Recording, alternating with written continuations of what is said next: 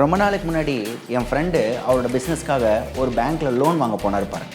அப்போ லோன் வாங்க போகும்போது பார்த்தீங்கன்னா அவங்க கேட்டாங்க, உங்கள்கிட்ட என்னென்ன ப்ராப்பர்ட்டிஸ் இருக்குது, என்னென்ன வந்துட்டு சொத்தெல்லாம் இருக்குது அப்படின்லாம் கேட்டிருந்தாங்க. அப்போ அவங்க கேட்கும்போது ஒரு காரியத்தை கேட்டாங்க, உங்கள் ஃப்ரெண்ட்ஸுக்கு யார், உங்களுக்கு வந்து ரெஃபர் பண்ணுற ஃப்ரெண்ட்ஸுக்கு யார், உங்களுக்கு வந்து ரெஃபரன்ஸ் யாராவது கொடுக்க முடியுமா அப்படின்னு கேட்டாங்க. அப்போ நான் அந்த பேங்கிங் ஆஃபீஸர்கிட்ட கேட்டேன், எதுக்கு இதை கேட்குறீங்க அப்படின்னு சொல்லும்போது, இல்லை உங்கள் ஃப்ரெண்ட்ஸை வச்சு தான் இவரை நாங்கள் தீர்மானிக்க முடியும்.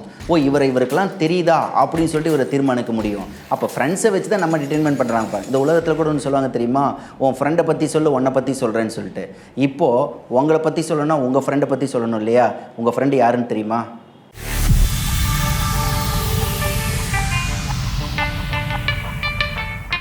Price the lord. Good life மிஷனுக்கு உங்களை யாவரையும் வாழ்த்தி அன்போடு கூட வரவேற்கும். நான் உங்களுடைய பாஸ்டர் ராஜன். இன்றைக்கு கர்த்தர் கொடுக்கிறதான வாழ்வு தரும் வார்த்தைக்கு உங்களை யாவரையும் வாழ்த்தி அன்போடு கூட வரவேற்கும்.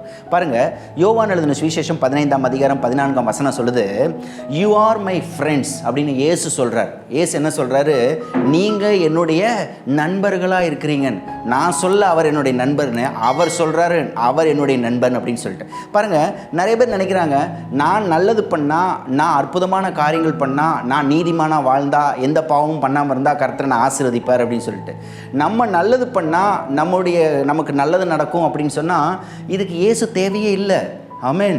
இப்போ நான் நல்லது பண்ணால் என்னுடைய காரியங்கள், என்னுடைய சுயபலம், நான் நீதிமானாக இருந்தேன்னா எனக்கு இது நடக்கும் அப்படின்னு சொன்னீங்கன்னா நீங்கள் ரிலீஜியனில் இருக்கீங்களே தவிர ரிலேஷனில் வரல. இப்போ 2 ஃப்ரெண்ட்ஸ் இருக்காங்க வச்சுக்கோங்களேன். அதில் 2 பேரும் பார்த்தீங்கன்னா ஒரு லஞ்ச் சாப்பிட போகிறாங்க, இல்லைன்னா எந்த இடத்துல போயிட்டு ஒரு ஜூஸ் குடிக்க போகிறாங்க. இந்த 2 ஃப்ரெண்ட்ஸுக்கிட்டையுமே பணம் இருந்தால் நல்லது.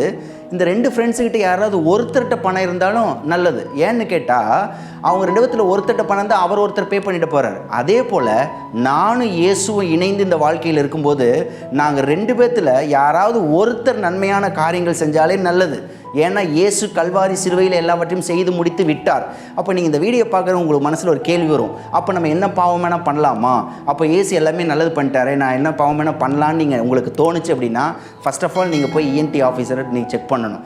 ஏன்னு சொன்னால் அவருடைய கரத்தின் கிரியைகளால் நாம் இருக்கிறோம், அவருடைய நற்கிரியைகளால் நாம் இருக்கிறோம். என் ஃப்ரெண்டு ரொம்ப நல்லவராக இருந்தால் நானும் ரொம்ப நல்லவராக இருப்பேன். ஆமீன். அவர் எவ்வளோ நல்லவராக இருக்கிறார், எவ்வளோ நீதிமானாக இருக்கிறார், நானும் நீதிமானாக ஆவேன், நானும் நீதிமானாக இருக்கிறேன். அப்போது துர்க்காரியங்கள் செய்ய என்னை கர்த்தர் விடார். ஆமீன். இந்த சத்தியத்துக்குள்ளே வாங்க, கர்த்தர் உங்களை ஆசீர்வதிப்பாராக. எல்லாரும் தேவனுக்கு பார்ப்போமா? நேசிக்கிற நல்ல ஆண்டவரே, இந்த அற்புதமான காலை வேளைக்காக ஸ்தோத்திரம். ஆண்டவரே, யோவான் 15:14 சொல்லப்பட்டிருக்கிறது, யூ ஆர் மை ஃப்ரெண்டுன்னு சொல்லியிருக்கீங்க. ஆண்டவரே, அதற்காக நன்றி.